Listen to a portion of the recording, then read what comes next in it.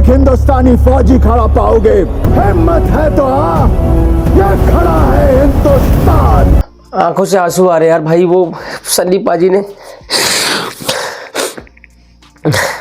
भाई क्या मूवी बना दी यार। Buster in block capital letters, that is what border 2 is दोस्तों। Outstanding film, outstanding, excellent, terrific, brilliant, super. Sunny Deol तो सनी देओल को कहने वाली बात नहीं है, जो बाकी दूसरे एक्टर हैं सबने बढ़िया काम किया। जो फिल्म रुला दे, जिसे देखते हुए लोग कैरेक्टर्स से कनेक्ट कर लें। हीरो जय हिंद बोले तो थिएटर में बैठे लोग भी पुकार उठें जय हिंद, और फिल्म खत्म होने के बाद भी कैरेक्टर साथ साथ थिएटर से बाहर आ जाएं तो समझो फिल्म हिट है। कोई फिल्म चलेगी या नहीं, इस बात को पता करने का यह पुराना फॉर्मूला और पुराना तरीका है। लेकिन मान लीजिए भले ही देश कितना बदल गया हो, वक्त कितना बदल गया हो, सिनेमा कितना बदल गया हो, लेकिन यह फॉर्मूला आज भी सटीक है। बॉर्डर 2 मास्टरपीस भले ही ना हो, लेकिन ये उन इमोशंस को पकड़ने की पूरी कुव्वत रखती है जो वॉर फिल्म्स के दीवानों को बार बार थिएटर में खींच लाए, या फिर वो हर तरफ इस फिल्म का शोर मचाते दिखें। बॉर्डर 1971 की जंग पर बनी थी, 1997 में यानी अभी से 29 साल पहले, और ब्लॉकबस्टर थी। गाने कमाल के थे, हर एक्टर ने अपना किरदार ऐसे निभाया था कि वो सारे किरदार लोगों के जहन में बस गए थे। तब 1971 की भारत पाकिस्तान जंग को 26 साल हुए थे, और कई लोग ऐसे थे जिनकी यादों में उस लड़ाई की बहुत सी बातें ताजा थी। अब बॉर्डर को रिलीज हुए ही 29 साल हो गए हैं। 1971 की लड़ाई को तो 55 साल हो चुके हैं। पीढ़ी बदल गई है, यादें धुंधला गई हैं, और लोगों की पसंद बदल गई है। ऐसे में इस फिल्म को लेकर बहुत सारी आशंकाएं थी। फिर हाल में आई 120 बहादुर भी फ्लॉप हो चुकी है, लेकिन बॉर्डर 2 ने सारी आशंकाओं को दूर कर दिया। बीते साल का आखिरी महीना धुरंधर के नाम था, तो पहला महीना बॉर्डर 2 के नाम तय होना है इस साल का। यह फिल्म 26 जनवरी के ठीक पहले रिलीज हुई है। इस समय वैसे भी देशभक्ति की भावना हर दिल में उमड़ रही होती है। फिर लोगों के इमोशन को पकड़ने के लिए और भी जतन किए गए हैं। मसलन फिल्म के शुरुआती फ्रेम में सनी देओल के लिए जब धर्मेंद्र जी का बेटा लिखा आता है, तो ये एक साथ कई जनरेशन के इमोशंस को छूने की कोशिश लगती है। बॉर्डर 2 देखने वाला हर शख्स सबसे ज्यादा बात सनी पाजी की ही कर रहा है। फिल्म की कहानी 1971 के उसी दौर में ले जाती है, लेकिन इस बार कैनवास बड़ा है।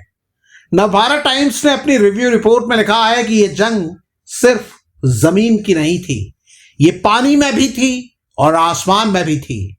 फिल्म दिखाती है कि कैसे 3 दोस्त वरुण धवन, दिलजीत दोसांझ और आन शेट्टी अपनी खुशियों, अपने परिवारों, अपने मासूम सी उम्र को पीछे छोड़कर वतन के लिए खड़े हो जाते हैं।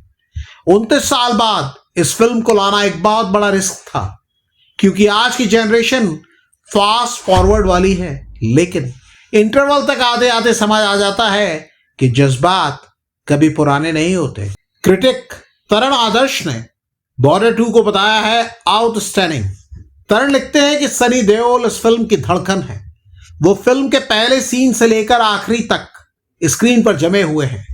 इस उम्र में भी जब वो हिंदुस्तान मेरी जान कहते हैं या गरजते हुए डायलॉग बोलते हैं, तो थिएटर में बैठा हर शख्स अपनी सीट छोड़कर खड़ा हो जाता है।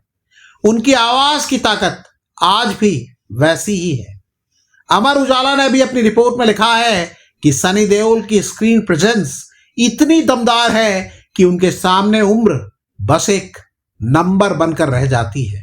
अब बात करते हैं उनकी, जिन्हें अरसे से ट्रोल किया जा रहा था, यानी वरुण धवन की। फिल्म का ट्रेलर आने के बाद से लोगों ने उन्हें बहुत ट्रोल किया, लेकिन फिल्म रिलीज के बाद नजारा कुछ और है। एबीपी न्यूज ने लिखा है, वरुण ने मेजर होशियार सिंह के किरदार में जान फूंक दी है। मशहूर फिल्म मेकर करण जौहर ने ट्रोल्स को जवाब देते हुए कहा है, सच्चाई हमेशा जीतती है। वरुण ने जिस तरह एक हरियाणवी फौजी के इमोशन और उनके गुस्से को पकड़ा है वो काबिले तारीफ है। उन्होंने साबित कर दिया है कि एक कलाकार को उसके काम से पहले जज करना कितनी बड़ी गलती है।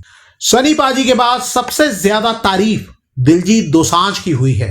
वो फिल्म में फाइटर पायलट हैं और जब आसमान में फाइटर प्लेन ले जाते हैं तो स्क्रीन पर एक अलग ही रौनक आ जाती है। दैनिक भास्कर के मुताबिक दिलजीत ने अपने अंदाज और अपनी सादगी से फिल्म को बोझिल नहीं होने दिया।